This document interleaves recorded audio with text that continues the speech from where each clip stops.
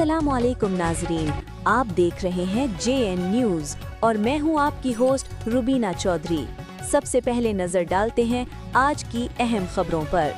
खबर शामिल करते हैं टोबा टैक्सिंग से। हमारे district bureau chief Malik rice मंजूर फरीदी वसीर की रिपोर्ट के मुताबिक जिला पुलिस टोबा ने माह जनवरी 2026 में 1010 मुकदमा दर्ज करके इनमें 247 मुलजमान गिरफ्तार करके उनके कब्जे से 36 लाख रुपए से ज्यादा की रिकवरी की, जिस पर मुझे जिला पुलिस टोबा का सरबराह होने पर फख्र है। DPO district police officer Toba Fazal Abbas ने प्रेस कॉन्फ्रेंस का इनेकाद किया, जिसमें बड़ी तादाद में मीडिया नुमाइंदगान के साथ साथ PRO sub inspector Chaudhary Ataullah जट और कैमरामैन कांस्टेबल मोहम्मद उस्मान भी मौजूद थे। DPO फजल अब्बास ने बताया कि जिला टोबा की चारों तहसीलों की पुलिस ने माह जनवरी 2026 में कुल 1010 मुकदमा दर्ज किए, जिनमें 245 मुलजमान को गिरफ्तार करके 36 लाख रुपए से ज्यादा की रिकवरी की गई, जबकि जिला भर में 98 मुजरिमान इश्तिहारी गिरफ्तार किए गए, 23 अदालती मफरूद पकड़े।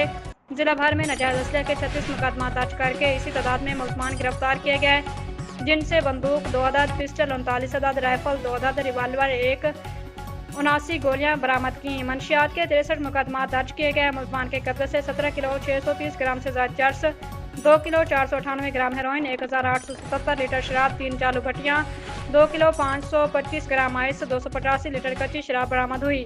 टोबा पुलिस ने गुज़श्ता माह 25 मुकदमात में मुलविस 3 गैंग के 8 अरकान को गिरफ्तार किया।